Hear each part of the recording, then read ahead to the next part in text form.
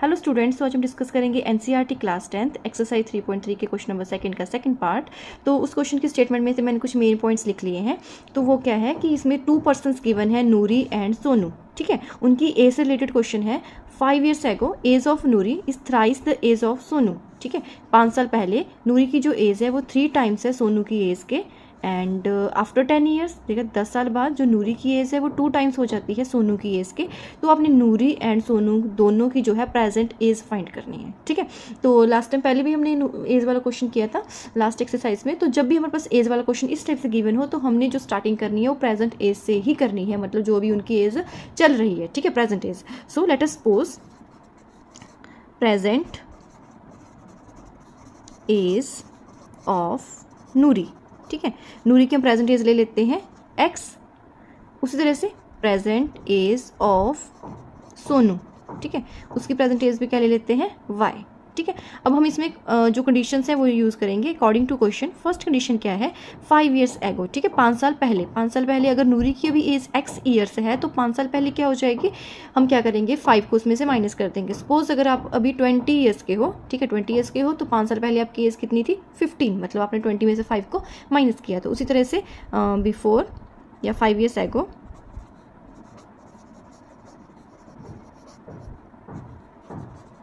As of Noori is equal to x minus 5 years।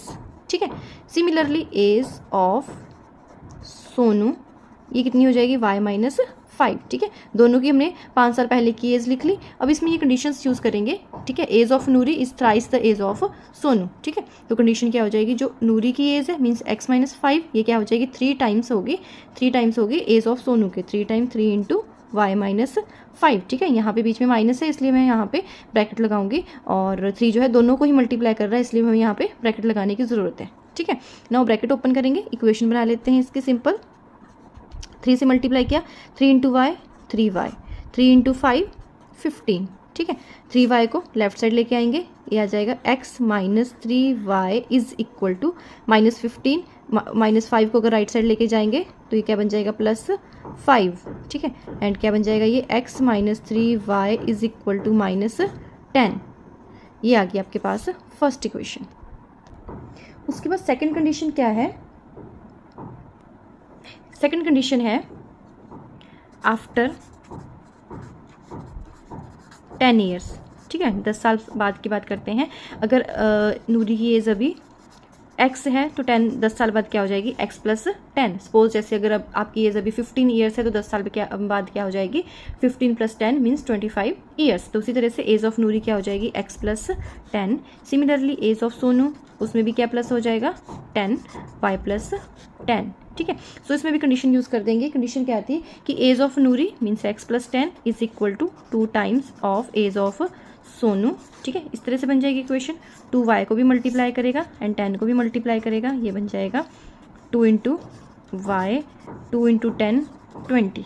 ठीक है, ये यहाँ पे जाएगी, ये वैल्यू यहाँ पे इक्वेशन बनाने के लिए, थोड़ी सिंपल करने के लिए x माइनस 2y 20 प्लस 10 था, यहाँ पे माइनस 10 हो जाएगा एंड इक्वेशन क्या बन जाएगी x minus 2y is equal to 10। This is our second equation. ठीक है, अब इसे हमने सॉल्व करना है बाय एलिमिनेशन मेथड। ठीक है, तो एलिमिनेशन के लिए हमारे पास जो फर्स्ट इक्वेशन थी वो थी हमारे पास x minus 3y is equal to minus 10। ठीक है, दोनों में से हमने x एंड y में से किसी एक को जो है एलिमिनेट करना होता है इन elimination method.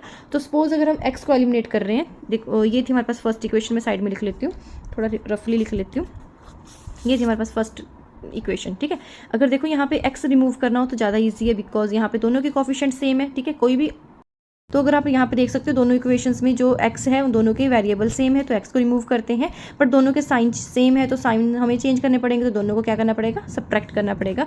So equation first minus equation second. ठीक है, दोनों को माइनस कर देते हैं। इक्वेशन फर्स्ट क्या थी वो आप लिख सकते हैं, ये थी first equation. Now second equation भी लिख लेंगे यहाँ पे सिंपली। पहले आपने इस तरह से इक्वेशंस लिखनी है, ये 2 इक्वेशंस लिख ली। अब सब्ट्रैक्ट करना है तो साइन चेंज होंगे, या माइनस, ये माइनस था तो ये प्लस हो जाएगा, ये प्लस था तो ये minus. Now x minus x 0 हो जाएगा, कैंसिल हो जाएंगी वैल्यूज। ठीक है, माइनस 3y प्लस 2y -3 + 2 दोनों माइनस हो जाएंगे। 3 में से 2 को माइनस किया 1, साथ में बड़ी टर्म का साइन -y, ठीक है। इस तरह से माइनस करना है, प्लस माइनस माइनस एंड बड़ी टर्म का साइन लग जाएगा माइनस। उसी तरह से -10 -10 माइनस माइनस क्या होते हैं प्लस, 10 को 10 में प्लस किया 20, साथ में साइन रहता है माइनस का, ठीक है। तो -1y को हम क्या लिख सकते हैं y, ठीक है, क्योंकि जहाँ पे सिंपल ऐसे वेरिएबल है वहाँ अंडरस्टूड होता है कि हाँ उसका जो कोफिशिएंट है वो 1 है। और माइनस से माइनस कैंसिल हो गया तो y की वैल्यू कितनी आ जाएगी 20।